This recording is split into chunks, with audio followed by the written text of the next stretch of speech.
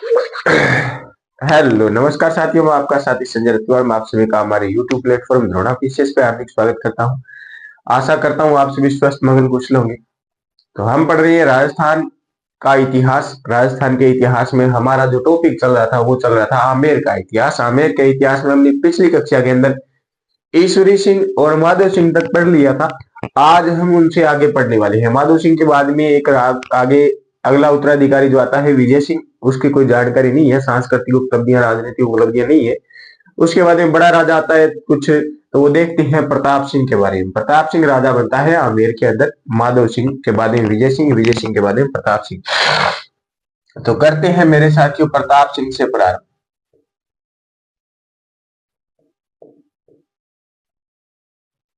लो भाई मेरे साथियों, प्रताप सिंह 1778 से राजा बनता है और 1803 तक ये राजगद्दी पे बैठा रहता है, आमेर की राजगद्दी पे। ठीक है ना। 1778 से 1803 तक। अब आप देखो, हम जब तक इतिहास पढ़ते हैं, जब तक क्या होती है, इनके अंग्रेजों के साथ संधि नहीं होती है। अंग्रेजों के साथ संधि हम कब तक करती है? 1818 की लगभग हम संधि कर लेते हैं। 1803 तक हम आगे हैं। कहने का मतलब ये है कि हम आमेर के इतिहास के बिल्कुल अंत में आ गए। पूरा इतिहास हमने सल्टा दिया है। एक क्लास और बढ़ेगी आमेर के इतिहास की, इसके बाद में आमेर का इतिहास खत्म। जगत सिंह, ईश्वरी सिंह ये पढ़ेंगे हम अगली क्लास में। और ये क्या है, संधि कर लेती हैं। अंतिम समय में आमेर के शासक जो है कछवा वंश के शासक अंग्रेजों के साथ में। तो हम आज तक इतिहास पढ़ते आए, वो कहां तक? अंग्रेजों के साथ संधि तक पढ़ते हैं। उसके बाद में हमारे राजस्थान का इतिहास नहीं रहता। तो हम आमेर का इतिहास भी संधि तक पढ़ेंगे। संधि तक कंप्लीट होने वाला है। इससे पहले प्रताप सिंह को कर लेते हैं। इससे पहले हम पढ़ के आए, पहले मराठों के साथ में युद्ध। ईश्वरी सिंह मराठों के साथ में युद्ध करता है।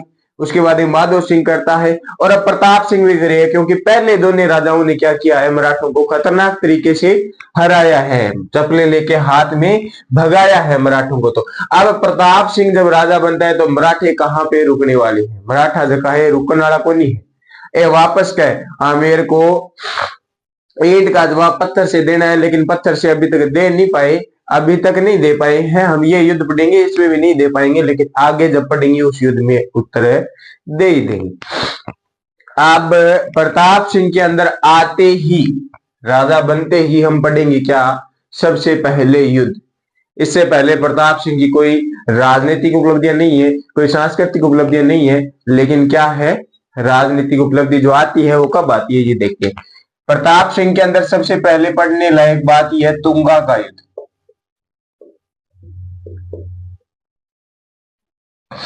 कौन सा युद्ध मेरे साथियों? तुंगा का युद्ध। तुंगा कहां पे? जयपुर के अंदर ही। तो ब्रैकेट में लिख लेना जयपुर। कब होता है? 78 में राजा बनता है और 1787 में जाके युद्ध करता है। मराठे आते हैं राजा बनने के बाद ही। मराठों ने एक बार कह दिया कि अभी तो नया नया राजा बना है, तू तो शक्तियां जीती है, वो बटोर ले, सैनिक चाहिए वो इकट्ठे कर ले, इकट्ठा ही देखेंगे बाद। प्रताप सिंह ने कहा अरे राजस्थान है, प्रधान है, बाकी तो देख ले। प्रधान ज्यादा चल रहे ना, प्रधान है। बीकानेर है, प्रधान है। झुंझुनू है, चूरू है, बड़ी प्रधान है। ये बेचारा लेनी कर रखी है सारा। कापा कौन करा? राजस्थान है मित्र। क्या है? राजस्थान है। जब मन करे तब आ जाना। 1787 के अंदर मराठी आए। कौन आए? मराठी आए। तो सामना कौन करेगा? एक तो प्रताप सिंह यही करेगा। लेकिन है ना, यहाँ पे मराठी जब ज्यादा आने लगे ना, तो हमारे राजस्थान वालों को पता चल गया कि हमारे एक से कुछ नहीं होने वाला। हमें मिलजुल के काम करना है, हमें मिलजुल के काम करना, तब ये मिलजुल के रहने लगे। अब प्रताप सिंह तो है ही जयपुर का, ये तो सामना करेगा। इसके साथ में जोधपुर का विजय सिंह आ जाता है। कौन आ जाता है? जोधपुर का। जोधपुर का विजय सिंह सहयोग करता है। कहां से है मेरे साथियों? जोधपुर से है। सहायता करता है प्रताप सिंह की कौन? विजय सिंह। सामना किसका करेंगे? मराठों का करेंगे। लेकिन जब प्रताप सिंह राजा बनता है ना, तब तक मराठों के पास एक खतरनाक इनका बाहुबली आ जाता है। तब मराठों को यह लगता है कि अब हमें इनको किसी न किसी प्रकार से हरा ही देंगे। अब हम हारने वाले नहीं है, हम जीतेंगे। इन मराठों के पास में एक खतरनाक वीर योद्धा सैनिक आ जाता है। कौन है? महादजी सिंधिया। कौन आ जाता है मराठों के पास में? महादजी सिंधिया। तो मराठों से युद्ध करने के लिए आता है कौन मेरे साथियों? महादजी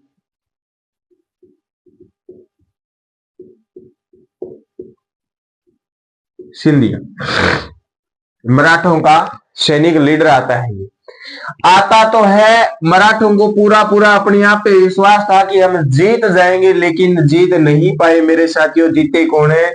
विजय सिंह और प्रताप सिंह जीत गए। विजय सिंह ने प्रताप को विजय दिला दी। विजय सिंह ने प्रताप को विजय दिला दी। यानी महादजी सिंधिया जो है इस तुंगा के युद्ध 1787 के अंदर क्या कर लेती है? हार जाती है। इस युद्ध के अंदर प्रताप सिंह व विजय सिंह ने कहते हैं कि मराठों को वापस घेर लिया था और खतरनाक तरीके से पिटा था। चप्पलें हाथ में लेके भागने के लिए मजबूर कर दिया था। मराठे किसी न किसी गुप्त रस्तों से अपनी जान बचा के चप्पलें हाथ में लेके भागे। चप्पल हाथ में क्या खतर ली धनबीर? एक तो चप्पल खुल जाए और फिर धनबीर चप्पल पेड़ी बन जाए तो भाजी जाए को नहीं क्या? चप्पल हाथ में ले लियो, एक भाजांगा तो चप्पल खड़को कौन गिरे नहीं तो चप्पल भाजे। जब करके मराठा चप्पल हाथ में ले गए, थू मोटी थू भाजा, जान बचाई।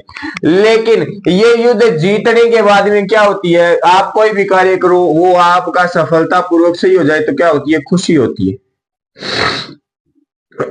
क्या होती है? अरे इन जयपुर वालों को खुशी हुई। क्या हो रहा था? तमन चमन डिस्को चल रहा था, यानी पार्टी चल रही थी। क्या चल रही थी? पार्टी चल रही थी। शाम को इतनी खतरनाक तरीके वाली पार्टी चलती है मेरे साथियों। पार्टी में आपको पता ही है, हाँ वो सब चल रहा था। लेकिन एक कवि बैठा था बेचारा, एक साइड के अंदर कवि बैठा था, बढ़िया आपका खाना पीना कर रहा था। उस कवि ने कह दिया, उस कवि ने आमेर को कह दिया कि उखड़ती आमेर ने, उखड़ती आमेर ने राठौड़ा खरी राखी। आज जो आमेर उधरने वाला था राठौड़, जोधपुर वाले कौन थे? राठौड़ थे। राठौड़ आ गए तो इन्होंने खड़ी रख दिया, यानी खड़ी रख दिया, इसको बचा के लाज रख दी, नहीं तो आज क्या उखड़ जाती। उखड़ती आमेर ने राठौड़ा खड़ी राखी। अब जयपुर वालों को बुरा लगा कि अच्छा तुम आए तब हमारी जान बची, अन्यथा तो हम उजड़ जाती। बिखड़ी रहे वाली को नहीं मारी आमेर की लात। कोई बात नहीं, जयपुर वाले उस समय पार्टी के अंदर पूरे रंगीन थे। किसी ने कुछ जवाब नहीं दिया इनको। इनको कहा बस ओनली पार्टी एंड पार्टी। तमन चमन डिश को बढ़िया चलने दो, उलाला उलाला कर रही थी, बढ़िया शांत तरीके से रहे। कोई जवाब नहीं दिया, कोई भी जवाब नहीं दिया। 87 के बाद तुरंत 2 साल बाद मराठी कहां पे रुकने वाली है? मराठों को यह है कि जीतना है तो जीतना है, इनको हराना है। पिछले कुछ सालों से हारते हुए आ रहे हैं, जवाब देना है। 2 साल बाद तुंगा के युद्ध के बाद में एक युद्ध और होता है मेरे साथ। तुंगा के युद्ध के बाद में एक युद्ध और होता है जिसको कहते हैं पाटन का युद्ध। कौन सा युद्ध है? पाटन का युद्ध। घर का भेदी लंका ढाई। 2 साल बाद यानी 87 में 2 जोड़े तनवासी। 89 1789 के अंदर युद्ध होता है पाटन का। कौन? यही प्रताप सिंह और विजय सिंह, यही मराठे। लेकिन महादजी सिंधिया नहीं, महादजी सिंधिया नहीं भाई साहब। यहां पे अब और आने वाला है, यहां पे अब और आने वाला है। कौन? वो देखो आप, इन मराठों की तरफ से फ्रेंच कमांडर लड़ने के लिए आता है डी बोई। कौन आता है? डी बोई आता है। तो लिखते हैं हम क्या? प्रताप सिंह। प्रताप सिंह का साथी कौन? विजय सिंह, जिसने क्या किया था मेरे साथियों? तुंगा के युद्ध में विजय दिलाई थी। और विजय सिंह देख लेना जोधपुर वाला, ये और नहीं है, यहां से मराठे। मराठों में कौन? फ्रेंच कमांडर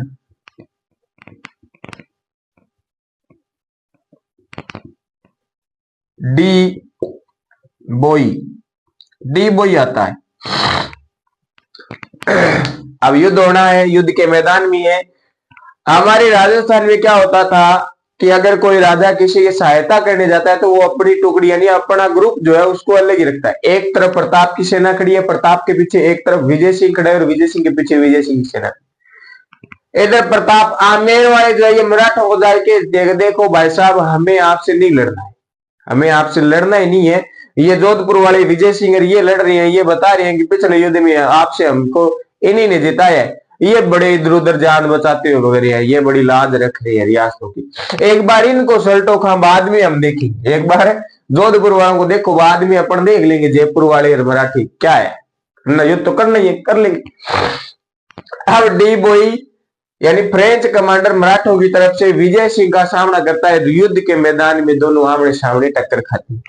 अब वो पता है जब सांड सांड बिड़ा घमसान तकड़ो मचा है नहीं, एक करे तो फुल तकड़ो घमसान मचो, मराठा लाग्यो पार कौन पड़े, विजय सिंह काम से को इन्ना आमेर वाला ने भी लाग्यो, यानी प्रताप सिंह ने भी लाग्यो कि वाक्य हम जिताया तो यहाँ, लेकिन क्या हुआ, ये डी बोई फ्रेंच है अनापल फ्रेंच स्टार्ट करें जब विजय सिंह कहानी समझ उम्र होगी। यानी अब विजय सिंह और प्रताप सिंह को युद्ध के मैदान से चप्पलें लेके भागना पड़ा। विजय सिंह को तो पता ही लग गया हारने वाली है, विजय सिंह के सैनिकों ने उठा ली चप्पलें, और प्रताप सिंह को यह लगा कि अब घूम के अपनी तरफ आने वाला अपन को और पीटेगा, अपन में साथ में ही होले भीड़ बढ़ाके भाग जाएंगे, कौन सा पता लगेगा। तो इस भीड़ बढ़ाके में इधर जयपुर व जोधपुर को चप्पलें हाथ में उठानी पड़ी। मतलब कौन जीत गया, मराठी जीत गए। हारे कौन, जयपुर क्या है इस युद्ध के अंदर, आमेर जो है इस युद्ध के अंदर हार गया मेरे साथ। तो ध्यान में रखना पाटन का जो युद्ध हुआ था इसके अंदर कौन जीतता है, मराठे जीत जाती, आमेर हार जाता है। कैसे, आपसी फूट के कारण हार जाता है। वो बात, एक बात आमेर के राजाओं के दिल पे लगी, आमेर के जनता के, कि उखड़ती आमेर ने राठौड़ा खरी राखी। फिर क्या हुआ, बचाया सहायता की, तो बिल्कुल कहेंगे राठौड़, कहने दो अपने को क्या है भाई, अगर ये कह रही है कि मैदान सहायता करी जब बच गया तो थेवान को बिल्कुल साहब बहुत बहुत धन्यवाद, दोनों आता हूं थाने थे आया देखो मैं बच गया। अब देख लो थे भी बात ने एक ना हाथ ने एक नहीं छोड़ दिया, दूसरों करी कुंज राम राम हुई कुंज ठती हार पड़िया। अपन को ऐसा नहीं करना है। अगर आपका कोई साथी सहायता करता है वो कहता है कि मेरे कारण, हाँ भाई तेरे कारण तो नहीं होता तो कहानी खत्म ही हो जाती। बिन बस ऊपर रखो चढ़ागे, वो लाश मान के लगा दे, अगर फिर काम हो उदू काम हो निस्त वो काम बिगड़ने लग जाओ। ठीक है ना, ठीक है, समझ में आई कहानी, ठीक है जी समझ में आई। अब विजय सिंह हार गया, जोधपुर वाले हार गए। जोधपुर वाले ने कहा अब हम नहीं वाले वाले सहायता देनी नहीं वाले, तुमने बहुत खराब किया, सहायता नहीं देने वाले। तो फिर आगे फिर मराठे कहां पे रुकने वाले हैं। मराठों ने कहा एक बार नहीं, दो दो तीन तीन बार घेर घेर के पीटा है आपने, बदला तो पूरा ही लिया जाएगा। तराजू के जो पलड़े हैं दोनों बराबर रखनी है, बिल्कुल ऊपर नीचे नहीं रखनी। अभी तो एक युद्ध हराया है, थोड़ा सा ऊपर आया है हमारे वाला पलड़ा, लेकिन हराएंगे तो वापस बिल्कुल बराबर कर देंगे। ठीक है ना। फिर एक युद्ध और होता है, वो 89 के अंदर हुआ, यह पूरे 1800 के अंदर होता है, ना ऊपर ना नीचे। कौन सा युद्ध होता है मेरे साथियों, मालपुरा का युद्ध होता है।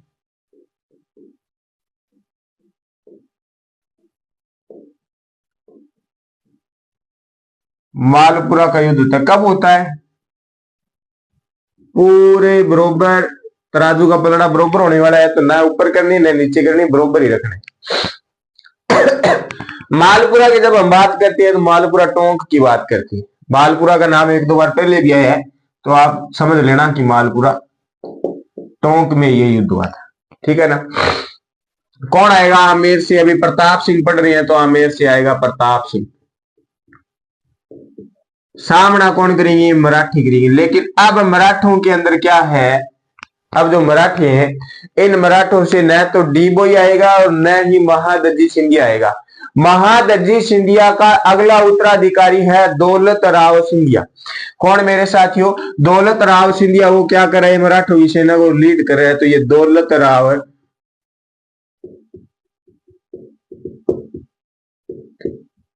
राव सिंधिया क्या है, इस युद्ध को लीड करने वाला है।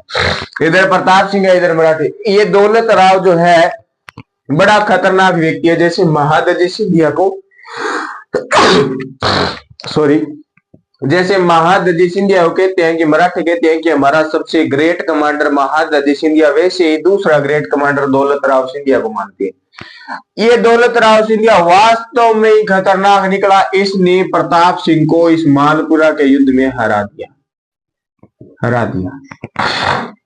यहां पे सवय जीत गए। अब देखो जीतने तो है, कि पहले युद्ध में तुंगा का जो युद्ध था, उस युद्ध के अंदर जोधपुर व आमेर दोनों मिलकर साथ में लड़े, तब इन्होंने मराठों के ग्रेट कमांडर यानी खतरनाक व्यक्ति महादजी सिंधिया को हरा दिया था। बाद में जब दोनों पक्षों में फूट गिर गई, आपस में नहीं मिले, एकजुट नहीं हुए, तब ये हार गई थी। अब प्रताप सिंह अकेला आ रहा है तो हारना तो बिल्कुल ही है। बाहरी शक्ति मराठे बहुत खतरनाक थी। क्या थे? बहुत ज्यादा खतरनाक थे। तो इस युद्ध की मालपुरा के अंदर भी मराठे जीतते हैं, आमेर हारता है। ये बात आपको ध्यान में रखनी। अब इसके बाद हम पढ़ने वाले हैं राजनीतिक उपलब्धियां। पढ़ ली इस प्रताप सिंह की, आमेर के प्रताप सिंह कछुआ की। तुंगा का युद्ध याद रखना है। तुंगा का युद्ध याद ही नहीं रखना, खतरनाक तरीके से याद रखना है कि मराठों का सबसे बेहतरीन कमांडर महादजी सिंधिया हमारे राजस्थान से हार के गया था।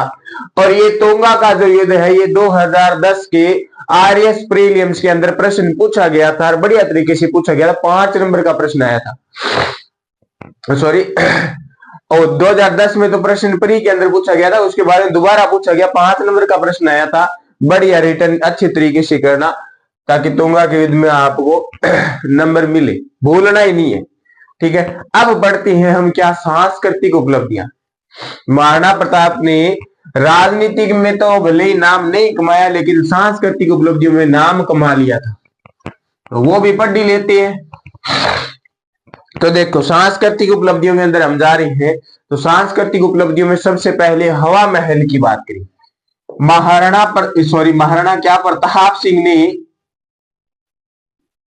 प्रताप सिंह ने हवा महल का निर्माण करवाया मेरे साथियों 1799 ईस्वी में।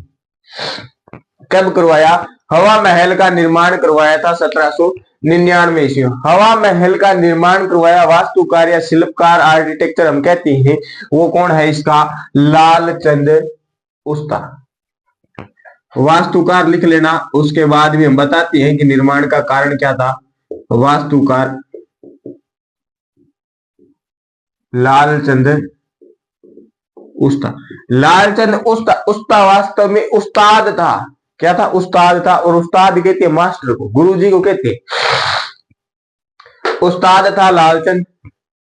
धीरे धीरे उस्ताद से हमारे वालों ने उस्ताद पूरा कहना छोड़ दिया, उस्ता करने लगे। उस्ताद से उस्ता हो गया, लालचंद उस्ताद। कोई भी गुरु है और उसका शिष्य है, वो आज तो गुरुजी बोलता है, लेकिन पहले उस्ताद जी कहते थे। क्या कहते थे?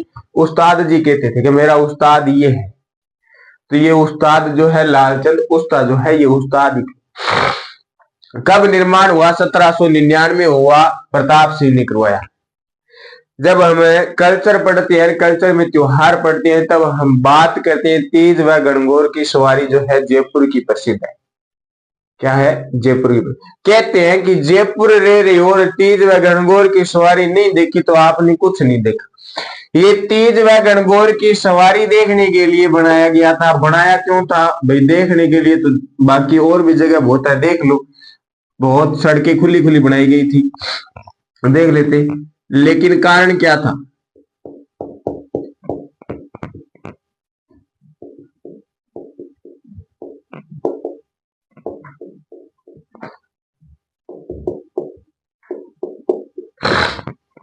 कारण क्या था? पहले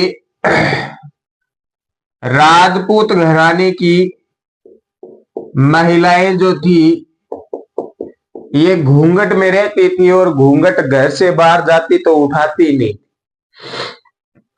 अब इन राजपूत महिलाओं ने कहा कि हम जयपुर में ही रह रहे हैं यार, ये हो कि हम तीज व गणगौर न देखें, ये बहुत बुरी बात है। और ये बात प्रताप सिंह को आके रानियों ने कही, क्या प्रताप सिंह जी, हमें भी तीज व गणगौर की सवारी देखनी है, लेकिन आपके जो ये घूंघट प्रथा है, इससे हम बाहर नहीं जा सकते, तो कुछ न कुछ किया जाए कि हमें तीज व गणगौर की सवारी देखे। तब प्रताप सिंह ने इस हवा महल का निर्माण करवा दिया। ये हवा महल क्या है? 5 मंजिला है। कितने मंजिला है? 5 मंजिला इमारत है। और आप जो देखते हो हवा महल की फोटो, वो बिल्कुल फ्रंट दृश्य नहीं है, वो पीछे का दृश्य है जो आप देखते हो।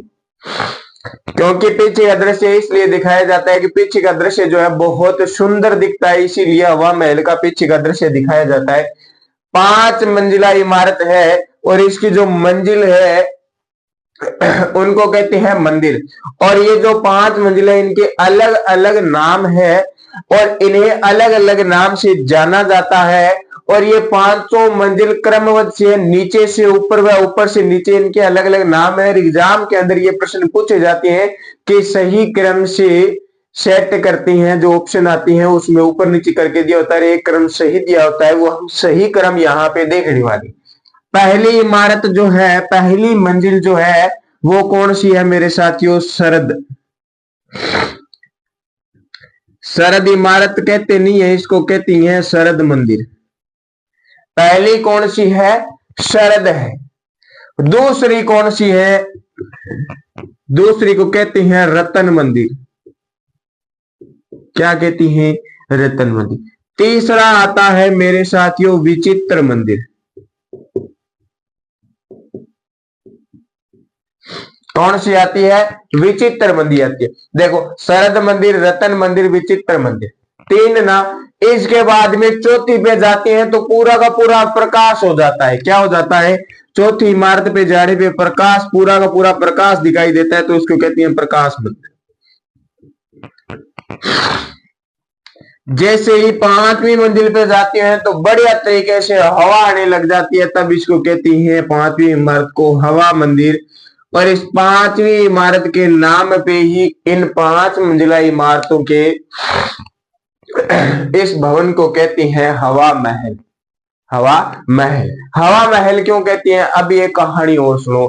इस हवा महल के अंदर 953, कितनी? 953 झरोखे हैं। क्या है? झरोखे हैं। अब समझना बात को। एक तो होती है खिड़की, खिड़की हो जाती है बड़े आकार की। छोटी खिड़की के छोटे आकार के, खिड़की के बच्चे, है ना, खिड़की के बच्चे जो होते हैं वो झरोखे होती है। झरोखे इसलिए बनाए गए 953 कि आमेर की जो राज घराने की महिलाएं हैं वो इन झरोकों से तीज व गणगौर की जो सवारी निकलती है वो देख सके। नीचे सवारी निकल रही है, इन झरोकों से देख किया तो जो सवारी के जो लोग होती हैं, सवारी के अंदर जो जनता होती है, वो हवा महल के अंदर जो महिलाएं देख रही होती है इनको नहीं देख सकती। सिर्फ महिलाएं देख सकती है, ये उनको नहीं देख सकते। इस प्रकार झरोखे बनाए गए थे। झरोखे तो बनाए गए थे वास्तव में तीज व गणगौर की सवारी देखने के लिए, लेकिन ये जो झरोखे है ये बाद में हवा के लिए काम आने लगे, तब कह दिया हवा महल। ठीक है ना? बहुत बढ़िया, समझ में आ गया आपको। यही चाहती है कि समझ में आए बस। अब हम बात करें इस हवा महल की। ये जो हवा महल है इसके आकृति को देखना। इस हवा महल की आकृति को देखना। इसकी आकृति आपको दिखाई देगी भगवान, कौन से भगवान भाई? भगवान कृष्ण जी के मुकुट जैसी आपको आकृति दिखाई देती है हवा महल की। तो आपसे कोई पूछ ले कि हवा महल की आकृति कैसी है, तब बताना भगवान श्री कृष्ण के मुकुट के समान हवा महल की आकृति है। ये बात समझ में आ गई ना? बहुत बढ़िया। इसीलिए हवा महल बनवाया है। मैं ये चाहता हूं कि आप भी कोई ऐसा हवा महल बनाओ और बाद में आगे चल के उसे आपको और आपके साथियों को दोबारा याद कराऊं। एक हवा महल है ना, सेकंड हवा महल 2024 के बाद में द्रोणा पीसीएस पे राजस्थान इतिहास की क्लास देखने के बाद में नए युवा पीढ़ी के स्टूडेंट विद्यार्थियों के अंदर जागा उत्साह और उन्होंने बना दिया दूसरा राजस्थान का हवा महल। बढ़िया तरीके से याद करवाने वाला हूं मैं आगे आने वाले समय में, लेकिन आप पहले हवा महल का निर्माण करो। हवा महल का निर्माण करने के लिए आपको क्या करना पड़ेगा? बढ़िया तरीके से पहले राजस्थान का इतिहास, राजस्थान ज्योग्राफी, राजस्थान राजनीति को और जितना आपके एग्जाम के अकॉर्डिंग सिलेबस है उसको अच्छे तरीके से रटना पड़ेगा। रटने के बाद में एग्जाम होता है, उस एग्जाम के अंदर आपको टॉप के अंदर आना है। टॉप के अंदर आ जाओ, मैं आपका हवा महल बनवा दूंगा। मैं आपका हवा महल बना दूंगा। बढ़िया तरीके से याद कराऊंगा स्टूडेंटों को कि वो साथी था जिसने क्या किया, इस हवा महल का निर्माण किया। और हवा महल के निर्माण करने में इतना समय लग गया था, उसे समय आज से ही अकाउंट होने वाला है। समय आज से ये काउंट होने वाला, पूरा दिसंबर से काउंट करेंगे, 1 दिसंबर से। ये नहीं है कि आज 5-6 तारीख हो गई है यहां से, नहीं, दिसंबर 1 तारीख से काउंट करेंगे। अब देखते हैं आप कितने समय के अंदर है हवा महल खड़ा कर देते हो, है ना। ठीक है, चलते हैं आगे। हवा महल का निर्माण, इसके बाद में हम देखें चित्रकला की ओर चलती है। महाराणा प्रताप के शासनकाल को आमेर की चित्रकला का स्वर्ण काल कहती। ये बात हम जब चित्रकला पढ़ रहे थे तब हम करके आए। चलो ये बताओ, आमेर जयपुर जो चित्रकला शैली है उसके अंदर, जयपुर चित्रकला शैली के अंदर है ज्यादा किसके दृश्य दिखाई देते हैं चित्रकला के अंदर? बात की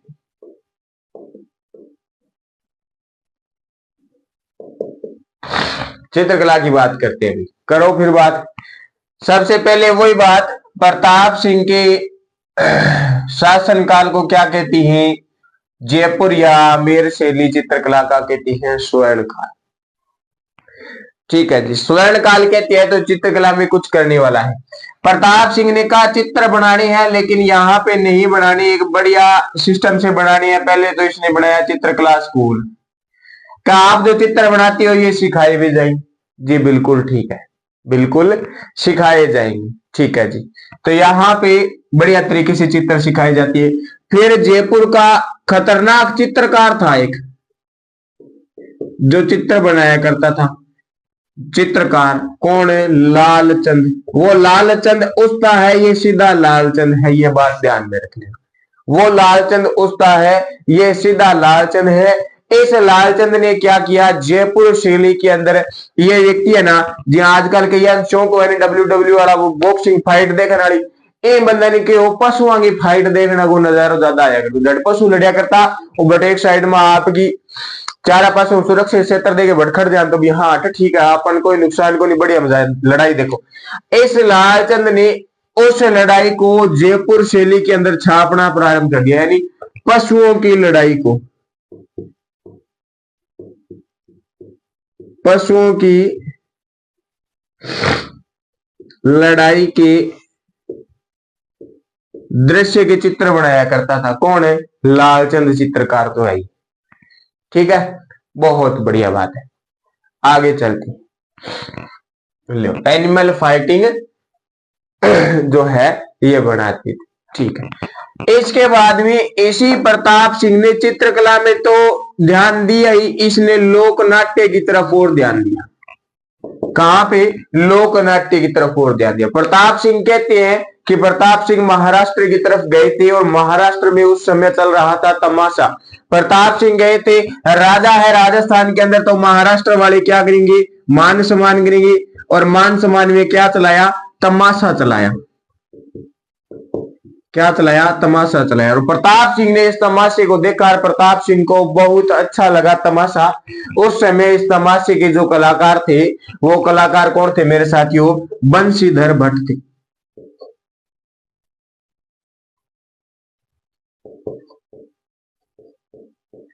कौन थे? बंशीधर भट्ट थे, ये तमाशा करे।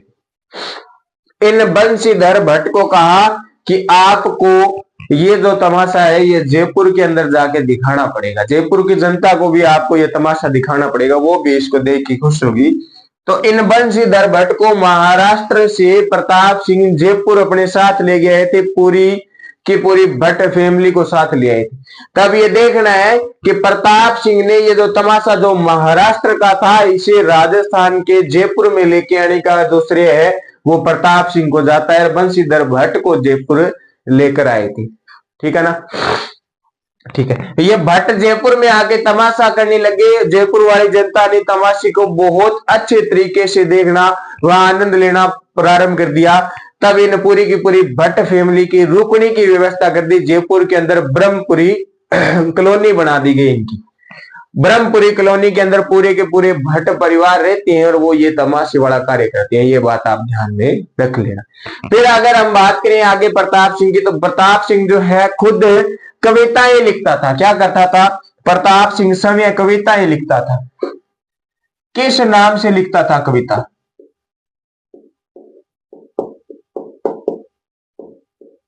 खुद कविताएं लिखता किस नाम से? ब्रिज निधि, या इसी को कर लो ब्रज निधि। ब्रज निधि बढ़िया लगेगा, अच्छा लगेगा। ब्रज निधि के नाम से क्या लिखता था? कविताएं लिखता था। कौन लिखता था साथियों? प्रताप सिंह लिखता था। ठीक है ना। प्रताप सिंह जो है ब्रज निधि के नाम से कविताएं लिखता था। अब मैं आपको नाम लूं, एक नाम बताता हूं आपको मैं, और उस नाम को देख के आप चौंक जाओगे कि क्या वास्तव में ये व्यक्ति जो है कविता लिखता था। चलो बात करें, मिर्जा आस उल्लाह खान जो है ये किस नाम से कविताएं लिखती थी? इनका एक टाइटल था सव्य कवि। मिर्जा आस उल्लाह खान जो है ये सव्य कविताएं लिखते थे, लेकिन इनका जो टाइटल है, इनको उस टाइटल के नाम से जानती है, न कि इनके वास्तविक नाम से जानती है। अब यही बात अगर मैं आपको कहूं कि गालिब जो है इसका वास्तविक नाम है मिर्जा आस उल्लाह खान। अब आप कहोगे अच्छा गालिब, अब आपके दिमाग में एक दो पंक्तियां भी आ गई होंगी। जिसके दिमाग में जो पंक्तियां आ रही है कमेंट बॉक्स के अंदर छाप देना, ठीक है। तो वैसे ही प्रताप सिंह जो है ये ब्रज निधि के नाम से कविताएं लिखता था। ब्रज निधि ध्यान में रख लेना भाई। देखो पहले हवा महल का निर्माण देखा, किसके आधार पे? उसकी आकृति जो है भगवान कृष्ण जी के मुकुट के समान आकृति है। अब वापस उन्हीं से संबंधित जो है उन्हीं के नाम पे कविताएं लिखने प्रारंभ कर दिए, ठीक है ना। अभी एक बात और देखने वाली है हम यहीं पे, एक बात और देखने वाली है हम यहीं पे, चलते हैं वो भी आगे देखते हैं। अब हम आगे बात करें कि इनके काव्य कविताएं लिखनी प्रारंभ कर दिया। कविता लिखने से पहले उस चीज का ज्ञान होना चाहिए। ज्ञान कौन देता है? हमेशा गुरु देता है, उस्ताद जी देते हैं। तो ज्ञान लिखने से पहले बात करें हम इनके काव्य गुरु की। किसकी बात करें? इनके काव्य गुरु की। तो इनके काव्य गुरु कौन थे? इनके काव्य गुरु कौन थे? तो इनके गुरु थे गणपति भारती। बात करते हैं ना हम सबसे पहले कि कोई भी शुभ कार्य हो तो किसको मनाती हैं? गणपति जी को मनाती हैं। तो यहाँ पे भी गणपति जी को मनाया गया। गणपति भारती क्या थे? इनके काव्य गुरु थे। ये तो काव्य गुरु की बात कर रही है। देखो व्यक्ति के अंदर कितनी तगड़ी कला है कि इस व्यक्ति ने चित्रकला में भी ध्यान दिया, इस व्यक्ति ने लोक नाट्य की तरफ भी ध्यान दिया है, इसी व्यक्ति ने कविताएं लिखने में भी पूरा पूरा ध्यान दिया है। तो इसने संगीत को भी पीछे नहीं छोड़ा। इसने कहा संगीत पे भी पूरा पूरा ध्यान दिया जाएगा, संगीत भी सीखा जाएगा। तो इसने संगीत भी सीखा। तो संगीत के गुरु कौन थे फिर इनके? संगीत गुरु की बात करें, संगीत सीखेगा तो किसी न किसी व्यक्ति से तो सीखेगा। तो फिर बात करें संगीत गुरु की कि संगीत गुरु कौन था? संगीत गुरु की जब बात करती हैं तो संगीत जो सिखाता है ना वो बिल्कुल चांद के जैसा होता है। चांद में भी एक दाग होता है। संगीतकार भले कितना ही तगड़ा संगीतकार है, लेकिन कोई ना कोई उसकी कमजोरी है जो उसकी कहीं ना कहीं पे उसके लिए मुसीबत खड़ी कर देती है। तो चांद के जैसा होता है, इसीलिए इनका जो गुरु था ना वो कौन था? चांद खां था। आप खतरनाक ही गुरु ढूंढिए। गुरु वही जो बिल्कुल प्रॉपर चांद के जैसा है, कमी एक ही हो ज्यादा नहीं हो, वो हम कर देंगे इधर उधर सेटलमेंट। तो गुरु कौन? संगीत के गुरु चांद। इन चांद खां से संगीत सीखा प्रताप सिंह ने। प्रताप सिंह क्या है? इस संगीत कला के अंदर भी निपुण हो गई। निपुण होने के बाद में प्रताप सिंह ने इन अपने संगीत गुरु चांद खां को एक उपाधि दे दी। क्या दे दी? इनको एक उपाधि दे दी कि अब आप इस नाम से जाने जाओगे। चांद खां तो आपको कहते ही है, लेकिन अब आप इस नाम से भी जाने जाओ। किस नाम से? उपाधि दी बुद्ध प्रकाश। क्या दी? उपाधि दी बुद्ध प्रकाश। प्रताप सिंह ने किसको? चांद का। संगीत गुरु है प्रताप सिंह। चांद के समान है। तो व्यक्ति बिल्कुल खतरनाक ही होने वाला है। व्यक्ति पूरा खतरनाक है, इसीलिए इन चांद खां ने अपनी एक समय की पुस्तक लिखी संगीत पे।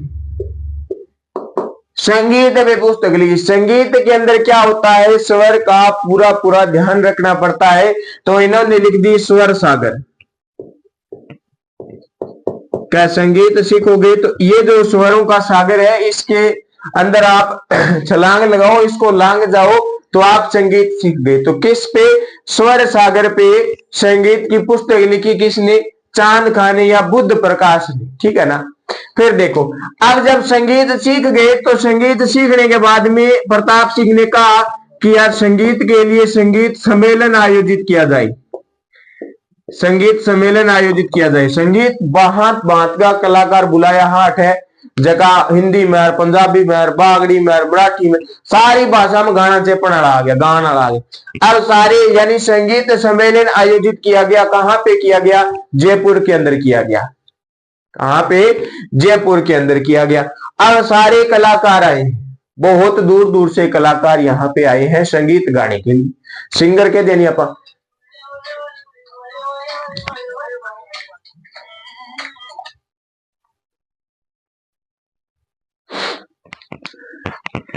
सिंगर के देनी आप सिंगर बुला लिया, सिंगर आ गया। अब सिंगरा मुई संगीत सम्मेलन की अध्यक्षता एक बंदा ने दे दी कि बे बंदा ने देनी है जो बढ़िया तरीका व्यवस्था बनावे। बिन पता होना चाहिए कि संगीत किया स्टार्ट में पहला देवता ने बनाना है नी, फिर बाद में धीरे धीरे करके आगे चलना, लास्ट में जाके थन बेरो है पार्टी किसी को जाए तो बस बिन तरीका।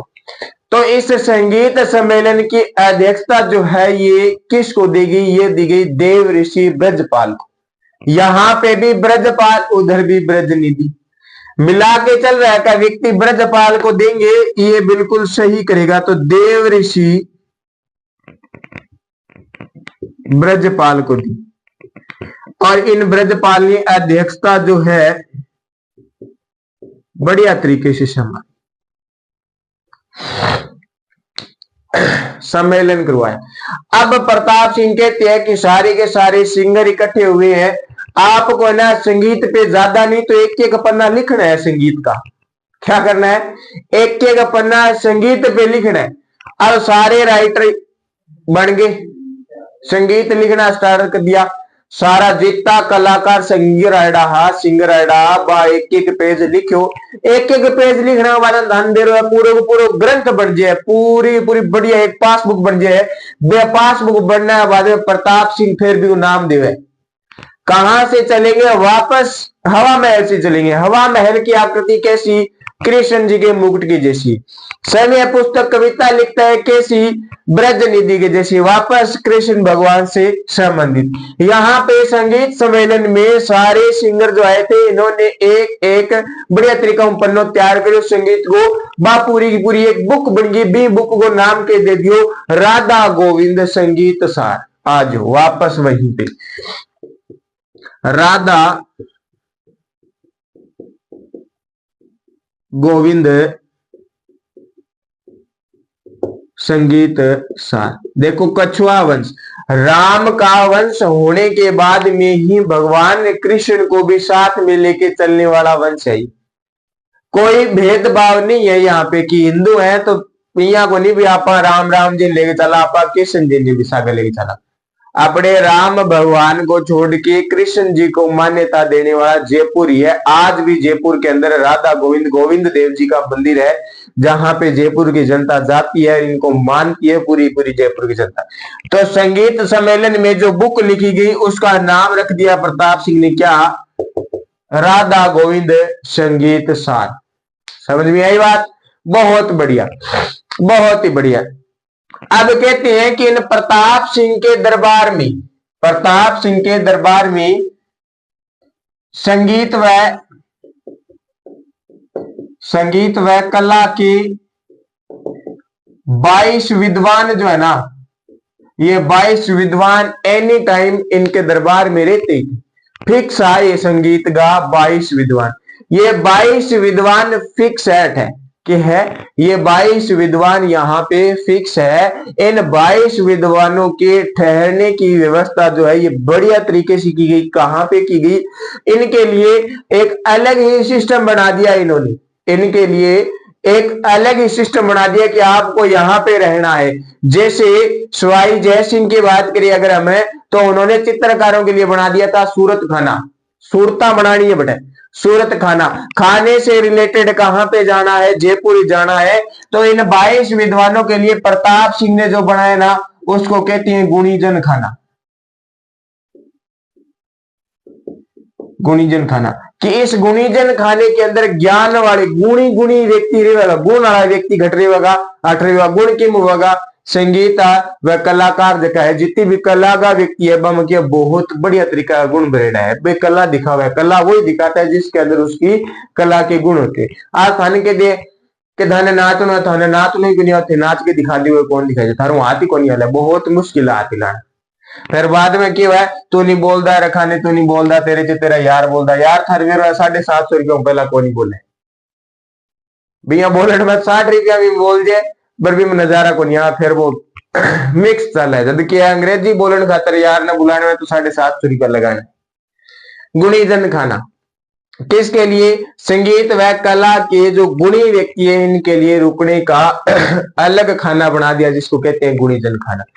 इन 22 विद्वानों को एक और नाम से जानते हैं जिसको कहते हैं प्रताप 22। प्रताप 22 क्या कहते हैं प्रताप 22। और ये जो संगीत व कला की जो व्यक्ति होती हैं इनको कहते हैं गंधर्व। क्या कहती है गंधर्व। इन प्रताप 22 यानी 22 विद्वानों के इस ग्रुप को प्रताप 22 या गंधर्व 22 भी कहती हैं। ये बात आप ध्यान में रखना मेरे साथियों। इसी के साथ में हमने क्या बना दिया एक पूरे के पूरे प्रताप सिंह का प्रताप खाना इस क्लास के अंदर बना दिया है। ठीक है ना। तो क्लास को यहीं पे समाप्त करते हैं। आशा करता हूं आपको ये क्लास अच्छी लगेगी। अच्छी लगी है तो लाइक करिए, कमेंट करिए, वीडियो को ज्यादा से ज्यादा अपने साथियों के साथ शेयर करें। जिस साथी ने द्रोणा पीसीएस के इस प्लेटफॉर्म को सब्सक्राइब नहीं किया है वो सब्सक्राइब कर ले और बेल आइकन को बटन को प्रेस कर दे ताकि आपको क्लास की जानकारी है या फिर अन्य महत्वपूर्ण एग्जाम की जो जानकारियां है वो मिलती रहे, समय समय पे नोटिफिकेशन आता रहे। तो धन्यवाद साथियों, मिलते हैं अगली क्लास में।